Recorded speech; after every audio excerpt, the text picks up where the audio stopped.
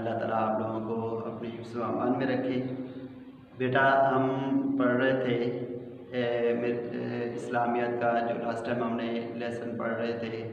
درس الثانی الف جز، اس کے اندر ہم نے آیت نمبر 29، 30 اور 31 ان کو ڈسکس کیا تھا، ان کو پڑھا تھا۔ آج ہم آتے ہیں اگلی آیات کی طرف۔ آج ہمارے سامنے یعنی آپ کو انشاءاللہ میں یہ 3 آیات آگے ہیں جو آج کے لیکچر میں ہم پڑھیں گے۔ ان 3 آیات کے اندر ایک واقعہ ڈسکس کیا گیا ہے، پہلے میں واقعہ عرض کر دیتا ہوں، آپ لوگ وہ یاد رکھیں، پھر اس کے بعد ان آیات کا ترجمہ کر دیتا ہوں اور پھر اس میں ہمارے لیے سبق کیا وہ عرض کر دیتا ہوں۔ مشرکین مکہ نے جب دیکھا کہ کسی طریقے سے بھی اسلام جو دن بدن پھیل رہا ہے، پھیلتا ہوا اسلام جو ہے وہ رک نہیں رہا، تو اس کو کیسے روکا جائے، تو اس کو روکنے کے لیے ایک طریقہ کار ابو جہل نے اور اپنایا۔ وہ طریقہ کار یہاں پر اللہ تعالیٰ نے اس کو بھی ذکر کیا ہے۔ وہ طریقہ کار یہ اپنایا کہ ابو جہل ایک دن خانہ کعبہ میں آیا اور خانہ کعبہ کا غلاف پکڑ کے اونچی اونچی رونے لگ گیا، اور جب لوگوں نے اپنے بادشاہ کو، اپنے سردار کو روتے ہوئے دیکھا تو لوگ بھی جمع ہو گئے، اور جب لوگ جمع ہو گئے تو ابو جہل نے ایک دعا مانگی، اور وہ دعا یہ تھی، کہنے لگا کہ یا اللہ اگر میرے بھتیجے یعنی حضرت محمد صلی اللہ علیہ وسلم کا لایا ہوا دین سچا دین ہے تو ہم پر نہ آسمان سے پتھر برسا، یعنی خانہ کعبہ کے یعنی حرم میں کھڑا ہوا ہے، تو وہاں پر کھڑا ہو کر کیا کہہ رہا ہے کہ اگر یہ دین برحق ہے، سچا ہے، تو ہم پر آسمان سے پتھر برسا، یا ہمیں کوئی سخت سے سخت عذاب اور سزا دے، یعنی جیسے پہلی قوموں کو سزا دی گئی، زمین میں دنسا دیا گیا۔ تو جب یہ بات کی تو ابو جہل کو یہ بات کلیئر تھی، اس کو پتہ تھا کہ نہ تو آسمان سے پتھر برسنے، کیونکہ خانہ کعبہ ایسی جگہ ہے، ایسا وہ مقام ہے کہ وہاں پر تو اگر عذاب پوری دنیا میں بھی آئے گا تو وہاں پر عذاب نہیں آئے گا، تو حرم تو اس عذاب سے پاک ہے کیونکہ وہ تو رحمتوں کا سایہ ہر وقت وہاں پر رہتا ہے۔ تو ابو جہل نے جب یہ دعا مانگی اور رو رو کر مانگنے لگا کہ اگر یہ سچا دین ہے تو ہم پر پتھر برسا یا ہمیں سخت عذاب دے، اور اس کو بھی یہ یقین تھا آنا تو یہاں پر نہیں ہے، لیکن وہ کیا کہنا چاہتا تھا کہ عذاب، جب وہ حرم میں کھڑا ہو کر یہ دعا مانگ رہا ہے، جبکہ حرم میں تو ہر دعا قبول ہوتی ہے، تو یہ دعا مانگ رہا ہے تو عذاب نازل نہیں ہوگا تو میں لوگوں کو باور کروا دوں گا کہ نعوذ باللہ من ذالک، کہ محمد صلی اللہ علیہ وسلم اور ان کا لایا ہوا دین وہ سچا نہیں ہے۔ یہ باور کروانے کے لیے اس نے یہ کام کیا۔ جب اس نے یہ کام کیا تو اللہ تعالیٰ نے یہ آیات نازل کی اور اس میں بتا دیا کہ جس کا حاصل اور لب الباب یہ ہے کہ پیغمبر یہ ہے تو اسی لائق کہ ان کو سزا دی جائے، ان پر آسمان سے پتھر برسے یا زمین پھٹے اور یہ زمین میں درس جائے، ہیں تو یہ اسی لائق، کیونکہ یہ وہ لوگ ہیں جو کہ حرم سے روکنے والے ہیں، لوگوں کو دکھ درد تکلیف دینے والے ہیں، حق بات کو ماننے سے انکار کرنے والے ہیں، اللہ کی ذات کا انکار کرنے والے ہیں، تو ان لوگوں کے لیے ہونا تو یہی چاہیے یا آسمان سے پتھر برسے یا زمین پھٹے اور اس میں دنس جائے، لیکن 2 وجہ سے میں ان کو عذاب نہیں دے رہا، اور ایک وجہ اس میں یہ بتائی گئی کہ آپ صلی اللہ علیہ وسلم جب تک ان میں موجود ہیں، یعنی آپ صلی اللہ علیہ وسلم موجود ہیں تو اس وقت تک اللہ فرماتے ہیں کہ جب تک آپ ان میں ہو اس وقت تک میں ان پر ایسا عذاب کبھی نہیں بھیجوں گا،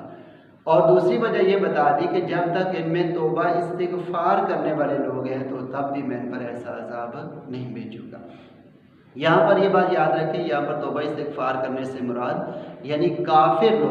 لوگ بھی اللہ تعالیٰ سے معافی مانگتے تھے، کیونکہ وہ مشرک تھے۔ مشرک کس کو کہتے ہیں کہ جو اللہ کو بھی مانتا ہے لیکن اللہ کے ساتھ اور کو بھی شریک مانتا ہے، تو وہ لوگ اللہ سے توبہ استغفار کرتے تھے۔ اس سے اللہ تعالیٰ نے ہمیں ایک میسج دیا ہے، آپ صلی اللہ علیہ وسلم کی ذات اقدس ایک ایسی پاکیزہ ذات ہے کہ جس کی وجہ سے ہم عذابات سے بچے ہوئے ہیں، اور دوسری وجہ استغفار۔ پیارے آقا صلی اللہ علیہ وسلم نے ارشاد فرمایا کہ حدیث مبارکہ میں کہ من لازم الاستغفار جعل اللہ له من كل ضیق مخرجا ومن كل ہم فرجا ورزقه من حیث لا یحتسب، کہ جو اپنی زندگی میں استغفر اللہ اس کہنے کو زندگی کا حصہ بنا لے گا، اللہ اس کو 3 انعامات عطا فرمائے گا۔ اللہ ہر تنگی کے وقت خوشحالی پیدا کرے گا اللہ تعالیٰ،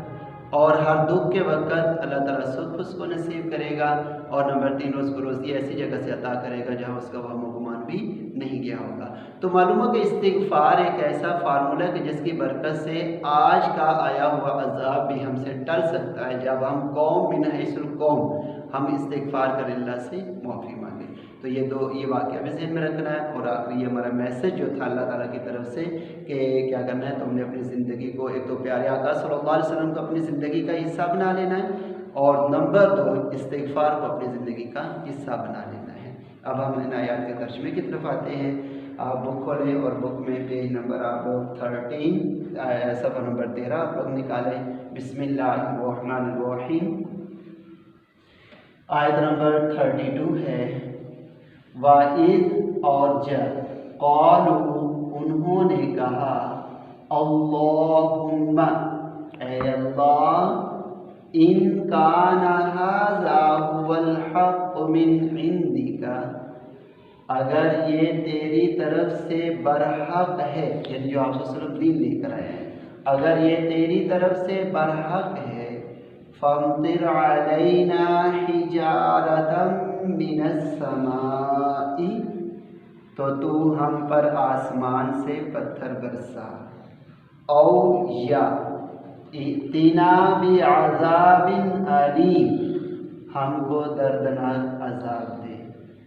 یہ تو اس نے دعا مانگی وہاں پر کھڑے ہو کر۔ اللہ نے جواب کیا دیا؟ وَمَا كَانَ اللَّهُ لِيُعَذِّبَهُمْ، اور اللہ ان کو عذاب نہیں دے گا، وَأَنْتَ فِيهِمْ، جب تک آپ ان میں ہو، وَمَا كَانَ اللَّهُ مُعَذِّبَهُمْ، اور اللہ ان کو عذاب نہیں دے گا، وَهُمْ يَسْتَغْفِرُونَ، جب تک وہ بخشش مانگے۔ یہ اللہ تعالیٰ نے اس کا جواب دے دیا۔ آگے اللہ نے فرما دیا کہ یہ ہیں تو اسی لائق، ان کو پھینٹی لگنی چاہیے، ان پر عذاب آنا چاہیے، لیکن وہ وجہ اللہ تعالیٰ نے آگے بیان کر دی۔ وَمَا لَهُمْ، اور ان کے لیے کیا ہے، اللہ يُعَذِّبَهُمُ اللَّهُ، کہ اللہ ان کو عذاب نہ دے، وَهُمْ يَصُدُّونَ عَنِ الْمَسْجِدِ الْحَرَامِ، حالانکہ وہ مسجد حرام سے روکتے ہیں، وَمَا كَانُوا أَوْلِيَاءَهُ، اور وہ اس کے متولی نہیں ہیں، یعنی وارث نہیں ہیں، خانہ کعبہ کے یہ کافر لوگ وارث نہیں ہیں۔ ان اولیاءہ الا المتقون، اس کے تو متولی پرہیزگار ہیں، ولیکن اور لیکن اکثرهم لا یعلمون، ان میں سے ولیکن اور لیکن اکثرهم لا یعلمون، ان میں سے زیادہ لوگ جانتے نہیں ہیں۔ تو یہ بیٹا یہ لیسن ہے، اس کو آپ لوگوں نے اپنی نیڈ نوٹ بک پر اس کو لکھنا بھی ہے اور اس کو یاد بھی کرنا ہے۔ السلام علیکم۔